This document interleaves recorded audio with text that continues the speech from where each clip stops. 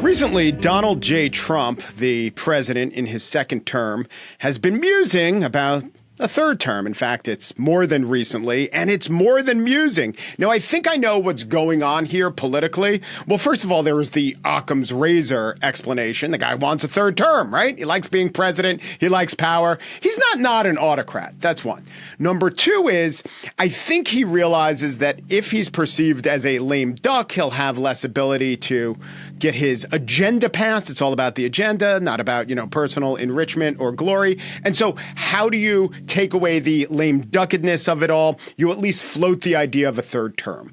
But there is a body of evidence or work or at least scholarship that has been investigating this exact question. And in fact, and this is why it's really useful, a lot of this questioning predates Donald Trump. So if we were to think about, what if Donald Trump gets a third term? It's hard to separate that and the ideas from the Donald Trumpness of it all. But someone who has done just this is Bruce G. Peabody. He's a professor of political science at Fairleigh Dickinson University, and he is the author of a journal article that I found in the Minnesota Law Review, The Twice and Future President Revisited of Three-Term Presidents and Constitutional End Runs. Professor Peabody, welcome to The Gist. So glad to be here. What was the impetus for this law review article? So the first article dates back to 1999, and I suppose the immediate impetus was a relatively popular president. Then Mr. William Jefferson Clinton was leaving office, and the speculation was, well, what's he going to do next? And that got a colleague and I musing about the constitutional implications and structure. And we discovered this oddity that despite what most people think, the 22nd Amendment's limitations are actually somewhat clipped. They're somewhat curtailed and really don't say what a lot of people, the provisions don't say what a lot of people expect them to say. So that's entry one, 1999, way back when. This was I think Mr. Clinton was the kind of nominal prompt for thinking about these questions generally.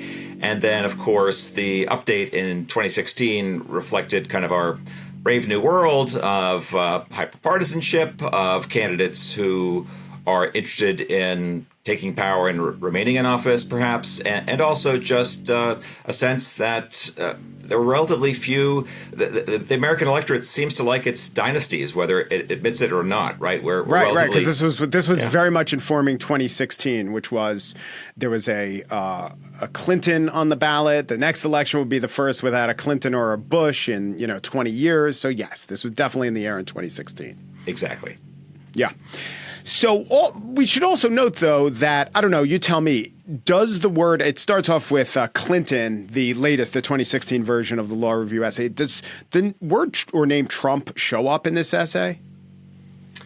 Does the word Trump show up in that essay? I don't know about that. But, of course, in 2016, it was pretty speculative to think about a third term for Mr. Trump. Never mind the first two, right? So, right. I will answer my own question by saying here is the closest it comes. A purpose-based analysis may help a legal interpreter sift through multiple plausible readings of a law, or it may assist us in deciding that our adherence to legal language needs to be set aside in favor of other trumping values. So that's the closest it came. Pretty close. Yeah. Right on the ball. So okay. Obviously, this is my self-interested interpretation, but I actually think the absence of Trump in the analysis might be a plus insofar as we're in an age of motivated reasoning, right? We're in an age where people are going to shade their legal arguments, shade their policy positions based on how they think it will advantage one candidate or another, or one party or another.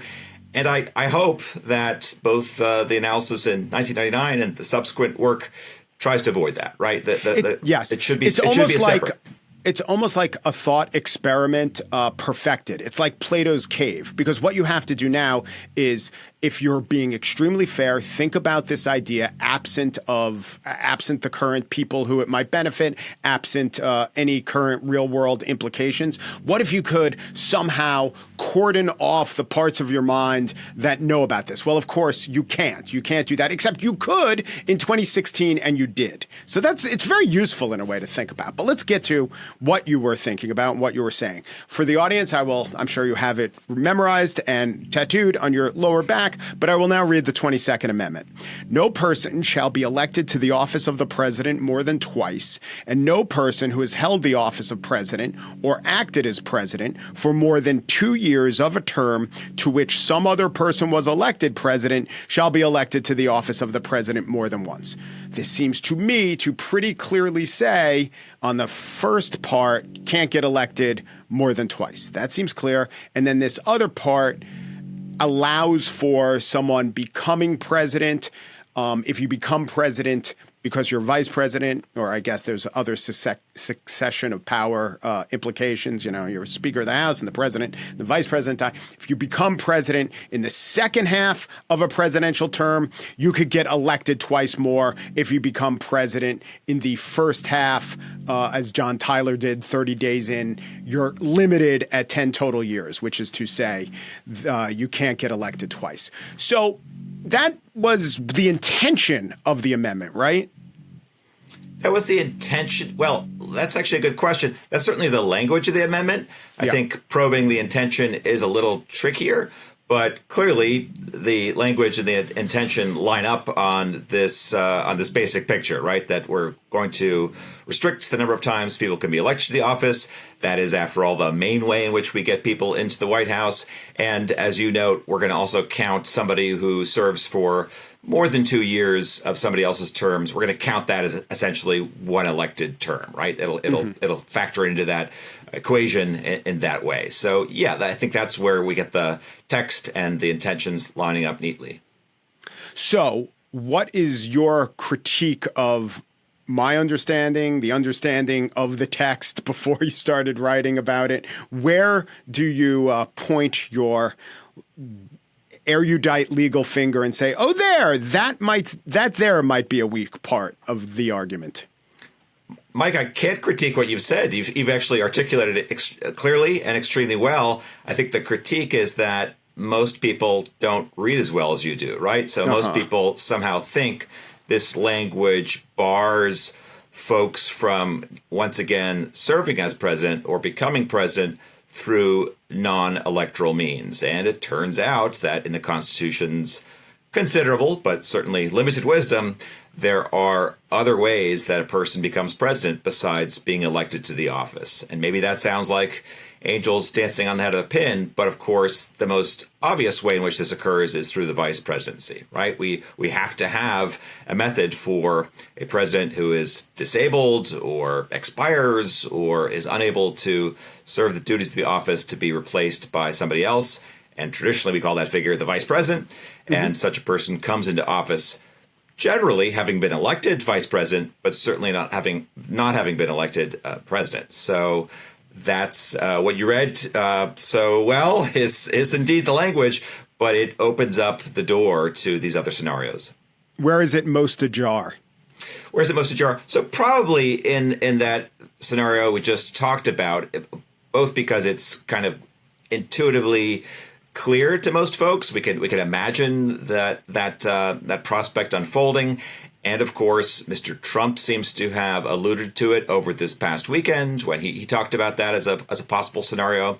So, and we might add to that a third dimension, I guess, which is, without too much imagination, we could imagine that Mr. Vance might go along with such an arrangement. We don't know, but he certainly seems to be a loyal servant or subject or accomplice to Mr. Trump, and under one scenario, he would have to kind of willingly give up the office as a almost placeholder. So I think that's the single kind of clearest or most intuitive version. But another one that's pretty easy to grasp is just the idea that Congress is allowed under the Constitution to pass a succession statute, right? What happens in a crisis? What happens if the president and vice president are not available to serve as commander-in-chief. This is a scenario we can imagine happens during, again, an emergency when we would definitely need somebody to fill in the office and kind of take the reins of executive authority.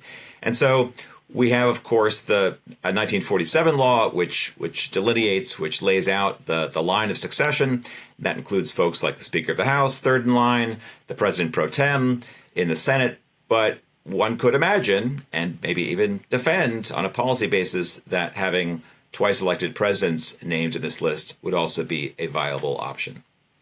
Now, there's also another amendment, right? The 12th Amendment, which you talk about and grapple with, but those who have looked at this, other constitutional scholars have said, and perhaps elevated in importance beyond what you do, that no person constitutionally ineligible to the office of president shall be eligible to that of vice president of the United States. So if you can't run for president a third time, you can't run for vice president, and then if you're not vice president, you can't become president in that matter.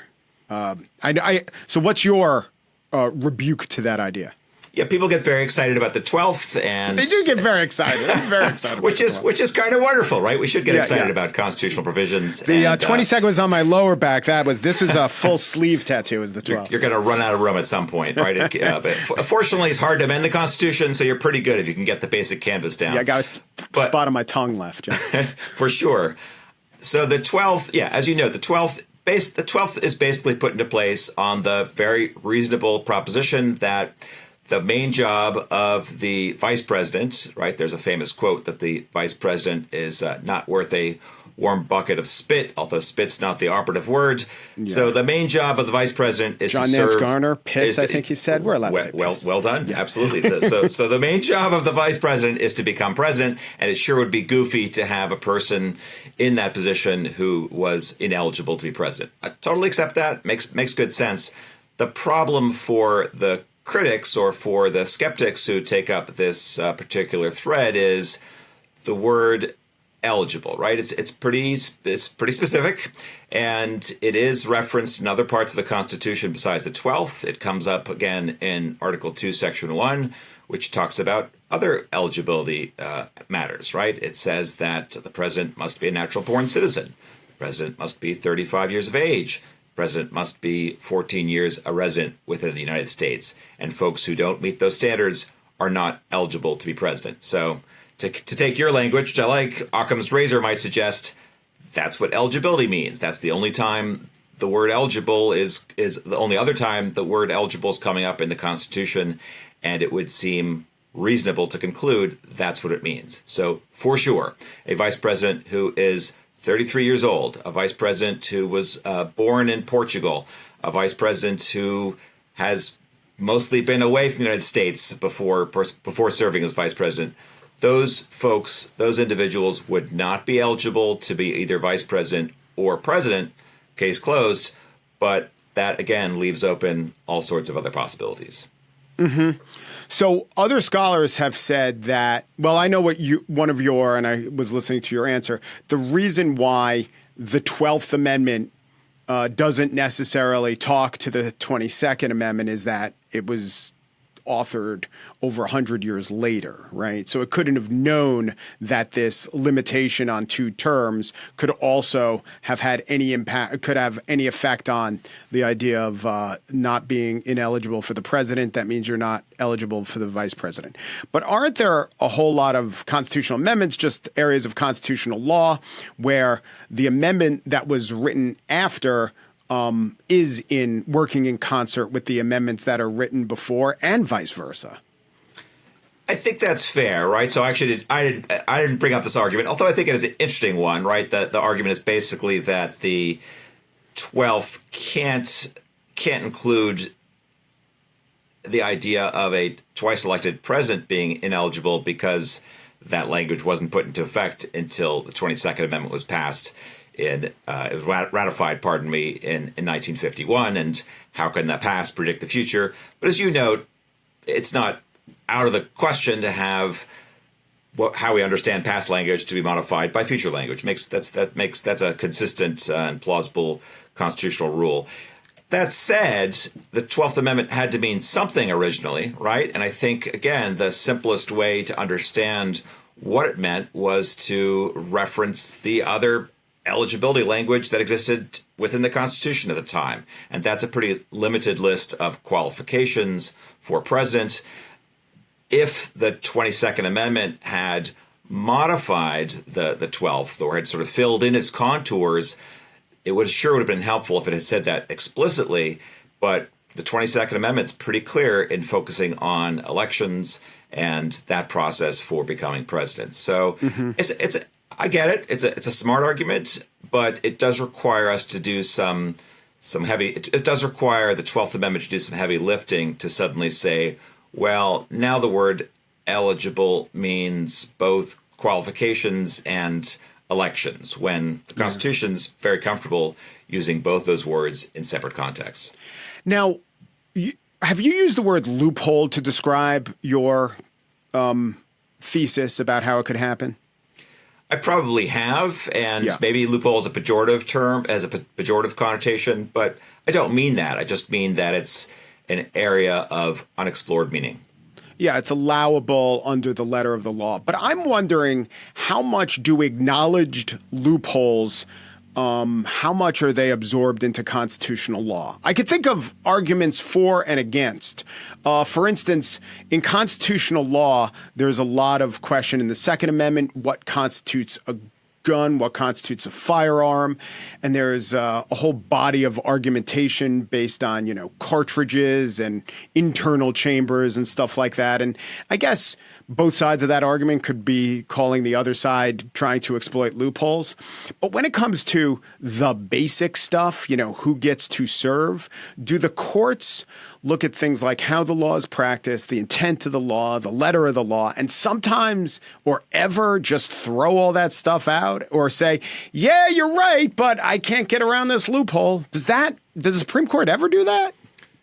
Sure. So in a sense, is the court willing sometimes to set aside or devalue or limit the kind of power or grip of text, tradition, specific language, legislative and political practice in the interests of Intent's another one that's come up a lot lately. Intent's good, right? So I guess in the interests of what would it be, like a sort of common sense or pragmatism functionality, and I think the answer is yes. So I mean, one maybe facile example might be the First Amendment, right? The First Amendment literally says Congress shall make no law restricting the freedom of speech and, of course, infringing upon our religious liberties, but we're not paralyzed in saying, well, the First Amendment only restricts the work of our national legislature, right? We understand it to be a reasonable interpretation to extend to the executive branch and to other federal agencies and departments. So right. Or even freedom of the press. Like, what is the press? But there was case law to establish what constituted press and to say, okay, it's definitely a newspaper, but it's also electronic press, or as you say, the First Amendment, what is reasonable. They did think about what was reasonable, right? They didn't they weren't dictated by the text of the First Amendment, but there were all sorts of considerations based on things like what was reasonable, what was practice, what did they mean? I don't see any of that going on here. I don't see any argument where any argument allowing a president to serve a third term gets through on any measure other than, yeah, you're right, it's what we'll call a loophole. Okay, fair. I got you now. So I would disagree. So I think if you look at, yes, there's a strong textual case, as we've just discussed. And by the way, we've got a Supreme Court that claims to be very interested in textual arguments. So that's point one. But more broadly, you might look at something like the legislative history, right? So in this case, the relevant history of the lawmakers are the people who wrote the amendment. And there it's pretty clear that some of the early drafts of the 22nd Amendment covered scenarios more comprehensively than the current language. They had some early drafts in the House and the Senate that talked about preventing a person from holding the office of president in more than 2 terms. So they had it within their grasp, right? Congress was right there. The people who proposed the amendment that would become the 22nd Amendment were aware of some of the other scenarios and actually had language in front of them that they could have picked, but they ultimately discarded it. So point entry 1 is text. Entry 2 might be legislative history.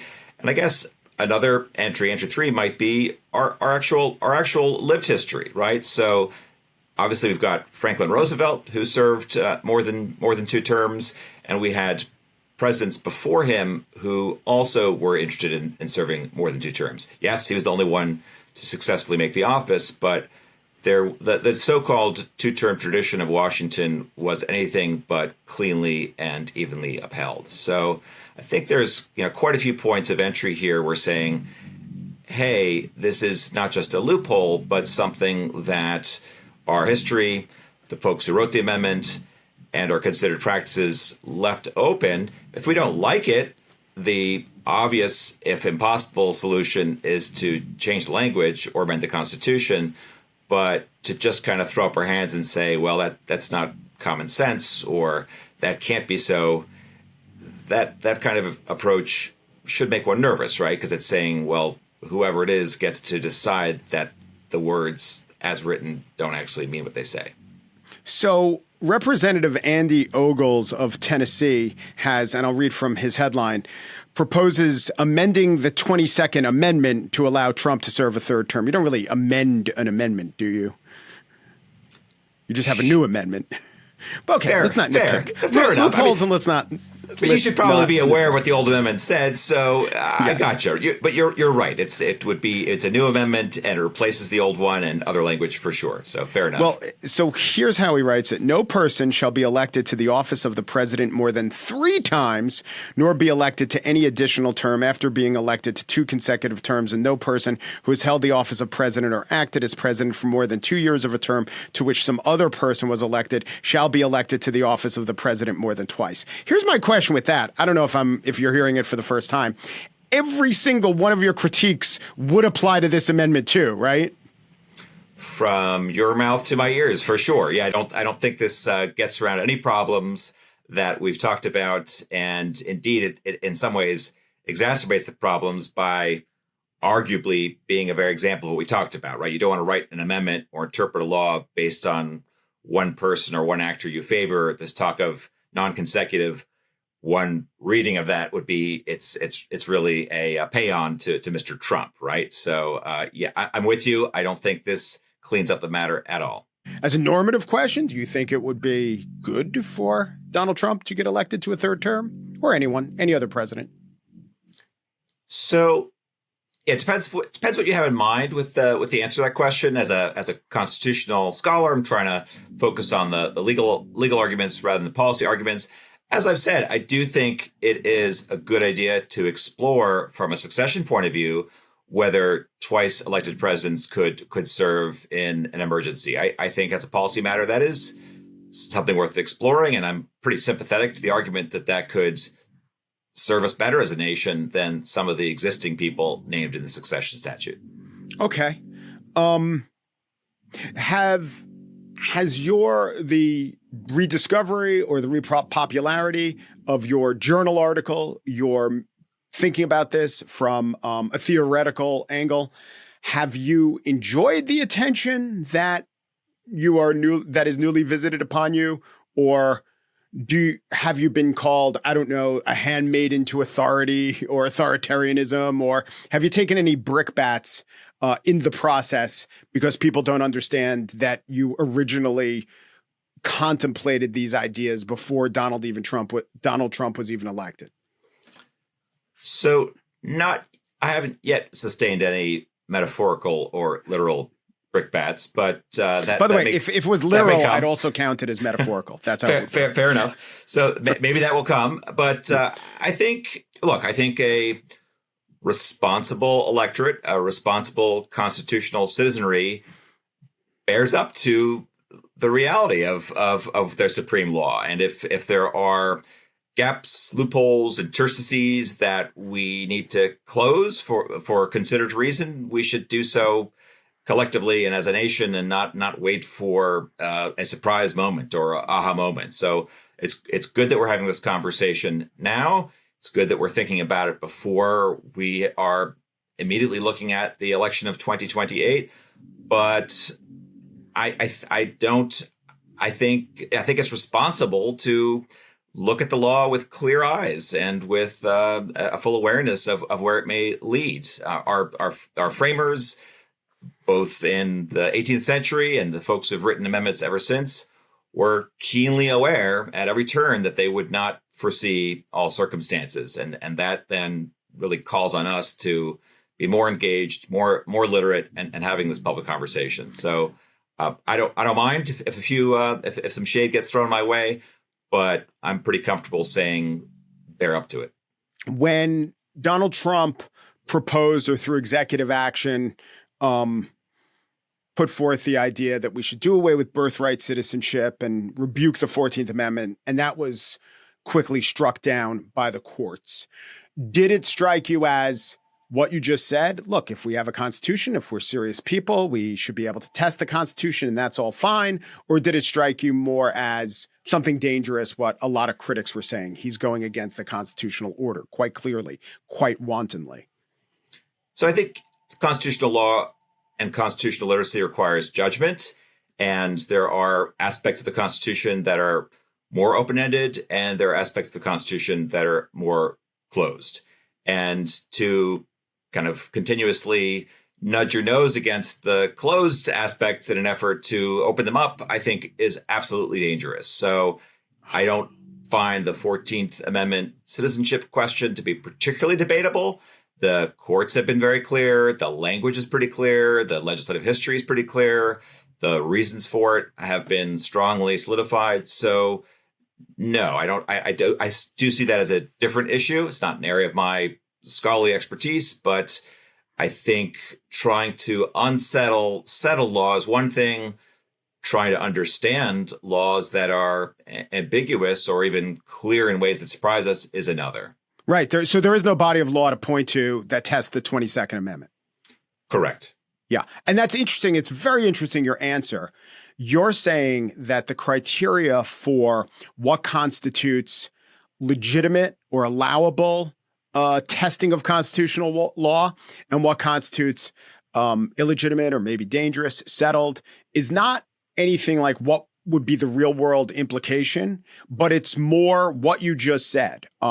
Is it truly settled or is it not? So you put aside, I know you might say something like, I know you're very upset or very excited with Donald Trump getting elected a third time. That's not the criteria. You might be very excited or upset with birthright citizenship getting revoked. It might, to you, to the person hearing about this, strongly objecting, it might fit in with an idea of creeping authoritarianism.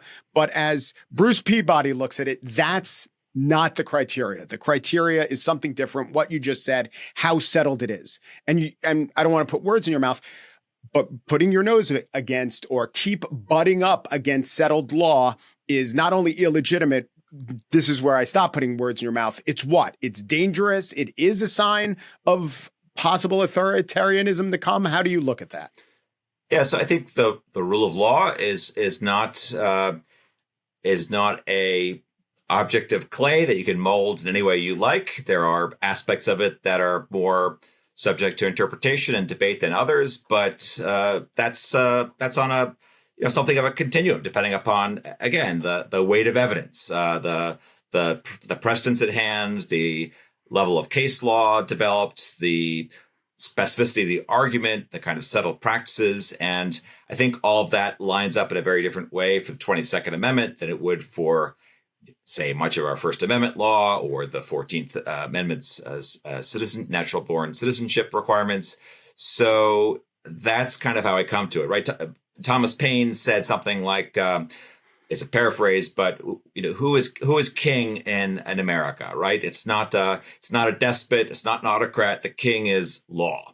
So I still, maybe it's naive, take that view seriously, and for that to be meaningful to us, for that to be a source of stability, and pride, it's got to mean that the law is discoverable. And in some cases, it's that discovery requires more work, and that discovery requires new and creative thinking. But in many cases, the weight of evidence really points us in one way and one way only.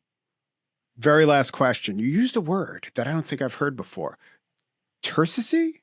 Interstices. So it's interstices. Interstices. Yeah. And so another fancy word for gaps. I think my colleague Scott Gant came up with that idea when we were first writing our piece in 1999. And it does describe this kind of gap or gray zone between existing text, right? So again, in an imaginary world, the framers of the 22nd Amendment might have said no person shall hold the office of president after having served in one or more, in two or more terms. Well, in 2 terms, but that's not what it said. So we have those interstices, those gaps, and those cracks in the Supreme Law. I love a good interstice. I meet your interstice with my lacuna, but let us never say gap again. You know the famous there's a famous sign that Justice Thomas supposedly has in his chambers. Do you know about that one? Don't let your emanations on my penumbras or something like that. So, well, this makes sense. This is notorious. Same gist. Same what? Same gist, right? Boom. Thank you. The man is on brand. Bruce G. Peabody is a professor of political science at Fairleigh Dickinson University and is the author of now the much cited, or at least debated, The Twice in Future President Revisited, which is a follow-up on his first Twice in Future President Law Review article, 3-Term Presidents and Constitutional End Runs. He wrote that for the Minnesota Law Review. Professor Peabody, thank you so much. So great to talk to you.